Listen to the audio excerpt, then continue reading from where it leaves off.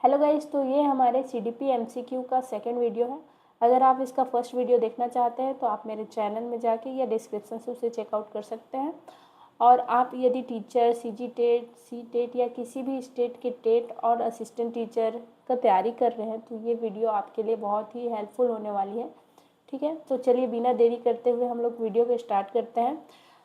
देखिए, पहला क्वेश्चन है, शिक्षा का अधिकार अधिनियम RTE कब लागू हुआ? तो देखिए, जो RTE है, राइट टू एजुकेशन, वो सन 2009, इसका पूरा नाम है RTE एक्ट सन 2009, बट इसको लागू होने में 1 साल और लग गया। ये लागू हुआ 2010 में। ठीक है, और यहाँ पे पूछा भी गया हुआ है कि ये कब लागू हुआ। ठीक है, तो RTE एक्ट 2009 जो है 2010 में लागू हुआ, इस बात का ध्यान रखिएगा। भले नाम में 9 है लेकिन लागू होते होते इसको 1 साल और लग गया, 2010 में ये लागू हुआ। तो इसका सही आंसर हो जाएगा ऑप्शन सी। ठीक है, 2010। चलिए नेक्स्ट क्वेश्चन पे बढ़ते हैं हम लोग। एक सेकेंड। हाँ, पियाजे के अनुसार संज्ञानात्मक विकास की प्रथम अवस्था कौन सी है? ये देखिए, ये CDP जो है, CDP के बहुत ही प्रख्यात वैज्ञानिक है। इनका नाम है जीन पियाजे। इनके अनुसार विकास की प्रथम अवस्था कौन सी थी? तो उसके अनुसार इन्होंने बहुत सारे बच्चे पे एक्सपेरिमेंट किया। उसके अनुसार जो है संवेदी गत्यात्मक अवस्था इसका सही आंसर हो जाएगा। इसको हम लोग जब CDP पढ़ेंगे, CDP के मैं क्लास कराऊंगी तो उसमें मैं आपको कवर कराऊंगी। अभी आप इसे याद कर लीजिएगा कि संवेदी गत्यात्मक अवस्था। इन्होंने कई सारे बच्चों पे, छोटे छोटे बच्चों पे इन्होंने क्या किया, रिसर्च किया। उसके अनुसार जो बच्चे रहते हैं वो पहले अपने सेंस से सीखते हैं, इसीलिए संवेदी गत्यात्मक अवस्था इसका सही आंसर हो जाएगा अगर प्रथम अवस्था की बात की जाए तो। ठीक है, चलिए नेक्स्ट क्वेश्चन पे हम लोग आगे बढ़ते हैं। एक सेकेंड। हाँ, बालक के सामाजिक विकास का प्रमुख माध्यम क्या है? बालक मतलब यहाँ पे बालक का तात्पर्य केवल लड़के से नहीं है, लड़का लड़की कोई भी। ठीक है, तो जब बच्चा मतलब, ठीक है, तो बालक के सामाजिक विकास का प्रमुख माध्यम क्या है? बालक किससे सीखता है? विद्यालय से सीखता है, परिवार से सीखता है, खेल से सीखता है, या सभी से सीखता है? तो देखिए, एक बच्चा जो है उसका जो विकास है वो इन सभी फैक्टर का समअप होता है। ठीक है, सभी से सीखता है ना, तो इसका सही आंसर हो जाएगा उपरोक्त सभी। ठीक है, चलिए नेक्स्ट क्वेश्चन पे हम लोग आगे बढ़ते हैं। राष्ट्रीय शिक्षा नीति NEP नेशनल एजुकेशन पॉलिसी 2020 में स्कूल की शिक्षा की संरचना क्या है? हमसे ये क्वेश्चन पूछ रहा है। तो देखिए, पहले 10+2 था, बट NEP 2020 में एक न्यू आगे है, उसको आप याद करिएगा 5334 से। ठीक है, आप ऐसे याद करेंगे तो आपको लॉन्ग टर्म के लिए याद रहेगा 5334। ठीक, तो इसका सही आंसर हो जाएगा 5+3+3+4। ठीक है, इसका सही आंसर हो जाएगा ऑप्शन बी। चलिए नेक्स्ट क्वेश्चन पे आगे बढ़ते हैं हम लोग। ब्लूम का वर्गीकरण किससे संबंधित था? तो देखिए, ब्लूम नाम के एक वैज्ञानिक थे, इन्होंने वर्गीकरण दिया, तो किससे संबंधित था, किससे रिलेटेड था, ये पूछ रहे हैं क्वेश्चन। तो व्यक्तित्व विकास से, अधिगम उद्देश्यों से, बुद्धि परीक्षण से, या भाषा विकास से? इसका सही आंसर होता है अधिगम उद्देश्यों से। कि अधिगम मतलब सीखना, सीखने के क्या उद्देश्य है, इसका वर्गीकरण किसने किया था? तो ब्लूम ने वर्गीकरण किया था। ये एक वैज्ञानिक है ब्लूम। ठीक है, चलिए नेक्स्ट क्वेश्चन पे बढ़ते हैं। निम्न में से कौन सा सतत एवं व्यापक मूल्यांकन का उद्देश्य है? सतत एवं व्यापक मूल्यांकन को CCE भी कहते हैं। ठीक है, इंग्लिश में। और इसका क्या उद्देश्य है, लक्ष्य क्या है, आपसे ये पूछ रहा है। तो देखिए, पहला है केवल वार्षिक परीक्षा लेना, और सेकेंड है विद्यार्थियों का समग्र विकास, तीसरा है केवल अंक देना, और चौथा है केवल मौखिक परीक्षा लेना। तो याद रखिए, जिसमें केवल केवल ऐसा लिखा रहता है जहाँ पे एक्सट्रीम वर्ड आता है वो मोस्टली आंसर नहीं होता है। देखिए, केवल नंबर देना तो नहीं हो सकता, केवल मौखिक परीक्षा लेना भी नहीं हो सकता, केवल वार्षिक परीक्षा लेना भी नहीं हो सकता। इसका सही आंसर होगा विद्यार्थियों का समग्र विकास। ठीक है, चलिए नेक्स्ट क्वेश्चन पे हम लोग आगे बढ़ते हैं। क्वेश्चन नंबर 7, सीखने का सिद्धांत प्रयास और त्रुटि किसने दिया? तो कौन से वैज्ञानिक ने दिया, ये आपको याद करना है। इसके लिए आप मेरे चैनल को सब्सक्राइब कर दीजिए, क्योंकि मैं आगे चल के वैज्ञानिकों का एक वीडियो बनाऊंगी जिसमें ये आप लोग को पढ़ाऊंगी कि आप कैसे वैज्ञानिक को और उनके सिद्धांत को ट्रिक से याद कर सकते हैं। ठीक है, उसके लिए मेरे चैनल से जुड़ जाइए। चलिए, तो प्रयास और त्रुटि मतलब कि ये किससे रिलेटेड थे? तो याद रखिएगा, थॉर्नडाइक से रिलेटेड था, थॉर्नडाइक का सिद्धांत था। ठीक है, चलिए नेक्स्ट क्वेश्चन पे हम लोग आगे बढ़ते हैं। समावेशी शिक्षा का अर्थ है, समावेशी शिक्षा किसे कहते हैं, ठीक है। तो जहाँ केवल दिव्यांग बच्चों की शिक्षा होती है, या ऑप्शन बी सभी बच्चों के साथ पढ़ाना होता है, या ऑप्शन सी केवल प्रतिभाशाली बच्चों की शिक्षा होती है, या ऑप्शन डी विशेष विद्यालयों में शिक्षा। तो इसका सही आंसर है समावेशी। इसमें जैसे कि नाम से ही स्पष्ट है, समावेशी मतलब कि सभी को समा लेता है, तो सभी बच्चों को साथ पढ़ाना, इसका क्या हो जाएगा, सही आंसर होगा। इसमें दिव्यांग को और नॉर्मल बच्चों को साथ में मिलकर पढ़ाया जाता है, ठीक है, समावेशी शिक्षा में। ओके, चलिए नेक्स्ट क्वेश्चन पे बढ़ते हैं। तो इसका सही आंसर हो जाएगा ऑप्शन बी। अब चलते हैं क्वेश्चन नंबर 9 पे। बुद्धि लब्धि, जिसको इंग्लिश में बोलते हैं IQ, का सूत्र किसने दिया था, ठीक है। तो इसका सूत्र दिया था, आप याद रखिएगा, स्टर्न ने, ठीक है। तो इसको आप इस तरह से भी याद कर सकते हैं, जैसे कि किसी किसी का IQ देख के हम स्टर्न हो जाते हैं ना, ऐसा टाइप से, तो उससे याद रखिएगा स्टर्न, ठीक है, स्टर्न, आउटस्टैंडिंग, स्टर्न, ऐसा करके ऑप्शन सी इसका क्या हो जाएगा, सही आंसर हो जाएगा, ठीक है। IQ, बुद्धि IQ किसने दिया था, तो स्टर्न ने, स्टर्निंग दिमाग है, ऐसा बोलते हैं ना, तो स्टर्न। चलिए नेक्स्ट क्वेश्चन पे बढ़ते हैं हम लोग। भाषा सीखने का सबसे प्रभावी माध्यम है, तो लैंग्वेज है। लैंग्वेज को कोई इंसान कैसे सीखते हैं, सॉरी एक सेकेंड ना, जो भाषा है ना,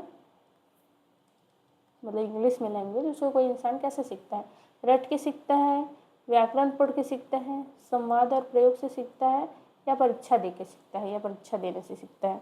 तो इसका सही आंसर आप भी बता सकते हैं, बहुत ही ईजी है, संवाद और प्रयोग से। जब वो बच्चा बातचीत करेगा और उसका यूज़ करेगा, मतलब प्रयोग करेगा, तभी वो लैंग्वेज को सीखता है। तो इसका सही आंसर हो जाएगा ऑप्शन सी, ठीक है। चलिए नेक्स्ट क्वेश्चन पे बढ़ते हैं। सॉरी, चलिए अब नेक्स्ट क्वेश्चन है, क्वेश्चन नंबर 11। निकटस्थ विकास क्षेत्र ZPD की अवधारणा किसने दी, ठीक है। इसका फुल फॉर्म होता है जोन ऑफ प्रॉक्सिमल डेवलपमेंट, ठीक है, ZPD। तो इसको याद रखिएगा, ये बहुत ही इंपॉर्टेंट क्वेश्चन है और ये आता है, बहुत चांसेस रहते हैं इसके आने के। तो इसको वाइगोस्किन दिया था, यहाँ पे थोड़ा मात्रा मिस्टेक है। वाइगोस्किन आपके एक वैज्ञानिक थे, उन्होंने इसको दिया था, ठीक है। चलिए तो नेक्स्ट इसको याद रखिएगा, ZPD किसने दिया, तो वाइगोस्किन दिया। नेक्स्ट क्वेश्चन पे बढ़ते हैं। राष्ट्रीय पाठ्यचर्या रूपरेखा NCF 2005 का मुख्य उद्देश्य क्या है। तो इसका देखिए ऑप्शन क्या क्या है, रटने को बढ़ावा देना, नहीं बिल्कुल नहीं। बाल केंद्रित शिक्षा, ये आंसर हो सकता है। केवल परीक्षा पर ध्यान देना, ऐसा तो नहीं है। अनुशासन बढ़ाना। देखिए आप कंफ्यूज हो सकते हैं ऑप्शन नंबर बी और डी में, लेकिन इसका सही आंसर है बाल केंद्रित शिक्षा, क्योंकि NCF 2005 के अनुसार अब सभी को क्या होता है, जो चाइल्ड सेंटर्ड जो एजुकेशन है उसको देने को प्रमोट किया जा रहा है। तो बाल केंद्रित शिक्षा इसका सही आंसर हो जाएगा, ठीक है। चलिए नेक्स्ट क्वेश्चन पे हम लोग आगे बढ़ते हैं। निम्न में से कौन सा आंतरिक अभिप्रेरणा का उदाहरण है, ठीक है। तो इसका पहला ऑप्शन है पुरस्कार पाने के लिए पढ़ना, दूसरा है दंड से बचने के लिए पढ़ना, ऑप्शन सी है ज्ञान प्राप्ति के लिए पढ़ना, और ऑप्शन डी है अंक लाने के लिए पढ़ना। तो देखिए जो अभिप्रेरणा मतलब ये होता है मोटिवेशन, ठीक है। तो आपको सबसे ज़्यादा मोटिवेशन किस चीज़ के लिए मिल सकता है, जो इंटरनल आंतरिक बोल रहा है ना, मतलब कि इंटरनल अभिप्रेरणा, इंटरनल मोटिवेशन का उदाहरण कौन सा है, इनमें से आपको ये बताना है। तो जो देखिए ज्ञान प्राप्ति के लिए पढ़ना जो है इंटरनल मोटिवेशन का उदाहरण है, ठीक है। चलिए नेक्स्ट क्वेश्चन पे बढ़ते हैं। सीखने में व्यक्तिगत भिन्नता का अर्थ है, ठीक है। जैसे कि हम लोग कभी कभी बोलते हैं कि सब में व्यक्तिगत भिन्नता है, तो उसका मतलब क्या है पूछ रहा है। इसका ऑप्शन है सभी बच्चे समान होते हैं, तो यहाँ पे भिन्नता बोल रहा है, यहाँ पे समान बोल रहा है, मतलब ये आंसर तो नहीं होगा। बच्चों की सीखने की गति और क्षमता अलग अलग होती है, हाँ भिन्नता मतलब ये इसका आंसर हो सकता है। केवल प्रतिभाशाली बच्चे सीखते हैं, गलत है। केवल कमजोर बच्चे अलग होते हैं, गलत है। तो इसका सही आंसर हो जाएगा ऑप्शन बी, ठीक है। चलिए नेक्स्ट क्वेश्चन पे आगे बढ़ते हैं हम लोग। भाषा के 4 मूल कौशल होते हैं, कौन कौन से हैं। तो इसका देखिए एक तो होता है कि आप बच्चा जब रहता है वो सुनता है ना, सुन के सीखता है, सुनता है, सुनने के बाद सुनता है, फिर वो बोलना स्टार्ट करता है, बोलने के बाद वो पढ़ना स्टार्ट करता है, पढ़ने के बाद वो लिखना स्टार्ट करता है। तो ये सभी क्या है, मूल कौशल है। तो देखिए ये चारों चीज़ कौन से ऑप्शन में है, पढ़ना, लिखना, बोलना, सुनना। ऑप्शन ए इसका सही आंसर हो जाएगा। ठीक है, नेक्स्ट क्वेश्चन पे हम लोग आगे बढ़ते हैं। करके सीखना, लर्निंग बाय डूइंग का सिद्धांत किसने दिया? ठीक है, यहाँ पे देखिए डू मतलब क्या होता है? करना, डूइंग। तो देखिए कौन से में डू लगा है? तो डूई, जॉन डूई। तो लर्निंग बाय डूइंग को किसने दिया था? जॉन डूई। ऐसे आप ट्रिक से पढ़ सकते हैं। ठीक है, और मैं ऐसे आप लोग बोलेंगे तो ट्रिक से पढ़ाया करूँगी। ठीक है, लर्निंग बाय डूइंग जॉन डूई ने दिया था। ठीक है, ऐसे आप आसानी से याद कर सकते हैं। ऑप्शन ए इसका सही आंसर हो जाएगा। नेक्स्ट क्वेश्चन पे आगे बढ़ते हैं हम। निम्न में से कौन सा निर्माणवादी दृष्टिकोण का आधार है? ठीक है, तो कौन सा है? शिक्षा केंद्रित शिक्षा, रटकर सीखना, विद्यार्थी स्वयं ज्ञान का निर्माण करता है, केवल पाठ्य पुस्तक पर निर्भरता। तो देखिए इसमें सबसे ज़्यादा पॉजिटिव आंसर आपको कौन सा लग रहा है? मोस्टली पॉजिटिव आंसर सही होते हैं। तो देखिए शिक्षा केंद्रित शिक्षा जो गलत है, क्योंकि बाल केंद्रित शिक्षा NCF 2005 प्रमोट करता है, मतलब फर्स्ट ऑप्शन तो गलत हो जाएगा। रटकर सीखना कभी प्रमोट नहीं किया जाता इस चीज़ को, तो ये भी नहीं होगा। केवल पाठ्य पुस्तक पर निर्भरता, ये भी गलत चीज़ है। तो ऑप्शन सी इसका क्या हो जाएगा? सही आंसर हो जाएगा, विद्यार्थी स्वयं ज्ञान का निर्माण करता है। ठीक, नेक्स्ट क्वेश्चन है, बहुबुद्धि सिद्धांत किसने दिया? ठीक है, मल्टीपल इंटेलिजेंस थ्योरी किसने दिया? तो इसको मैंने पहले भी वीडियो में बताया था आपको। बहुबुद्धि सिद्धांत गार्डनर ने दिया। ठीक है, जैसे कि एक गार्डन है और एक गार्डन में बहुत सारे आपके क्या हो सकते हैं? फूल रहते हैं। ठीक है, वैसे ही बहुबुद्धि सिद्धांत को किसने दिया? गार्डनर। यहाँ से बहुत सारे बुद्धि, एक गार्डन में बहुत सारे फूल होते हैं, तो बहुबुद्धि को गार्डन से रिलेट कर सकते हैं। ये इसका सही आंसर हो जाएगा। ठीक है, ऑप्शन ए। नेक्स्ट क्वेश्चन पे चलते हैं। CTET CGTET में बाल विकास एवं शिक्षा शास्त्र, जिसको CDP बोलते हैं, का मुख्य केंद्र क्या है? केवल पाठ्यक्रम है, केवल मूल्यांकन है, बालक की सीखने की प्रक्रिया है, केवल अनुशासन है। तो देखिए ये क्वेश्चन आपसे क्या पूछ रहा है कि जो CDP है उसको हम लोग क्यों पढ़ते हैं? उसका मेन उद्देश्य क्या है ना? तो उसका मेन उद्देश्य तो केवल पाठ्यक्रम हो ही नहीं सकता, मूल्यांकन भी नहीं हो सकता, और केवल अनुशासन सिखाना भी नहीं हो सकता। इसका सही आंसर आएगा ऑप्शन सी। और मैंने पहले ही बताया जिसमें एक्सट्रीमिस्ट वर्ड रहता है केवल तो वो जनरली आंसर नहीं रहता। इसका आंसर हो जाएगा ऑप्शन सी, बालक की सीखने की प्रक्रिया। ओके, चलिए नेक्स्ट आगे पे बढ़ते हैं। एक प्रभावी शिक्षक की सबसे महत्वपूर्ण विशेषता क्या है? जो एक अच्छा शिक्षक होता है, प्रभावी शिक्षक रहता है, उसका सबसे इम्पोर्टेंट क्वालिटी क्या है आपको बताना है। ठीक है, तो चलिए हम लोग ऑप्शन देखते हैं।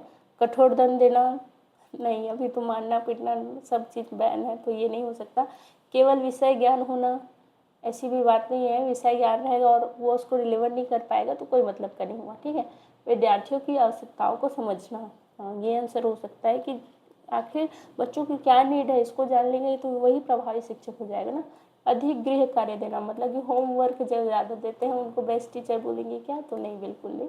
इसका सही आंसर हो जाएगा ऑप्शन सी, विद्यार्थियों की आवश्यकताओं को समझना। ठीक है, चलिए एक सेकेंड। ठीक है, ये क्या हो रहा है? एक मिनट रुक जाइए। चलिए, तो क्वेश्चन एक्चुअली में ख़त्म हो चुके हैं, इसलिए लास्ट ऐसा आ रहा है। मैंने इसमें 20 क्वेश्चन ही रखे थे। अभी तक आप वीडियो देख रहे हैं उसके लिए आपका थैंक यू सो मच। और यदि आपको वीडियो अच्छी लगी होगी तो प्लीज़ मेरे चैनल को सब्सक्राइब कर दीजिएगा, जिससे मेरे को थोड़ा मोटिवेशन मिलेगा वो वीडियो बनाने के लिए। और आपको ये वीडियो हेल्पफुल लगी होगी तो ज़रूर कमेंट में बताइए। Thank you so much for watching.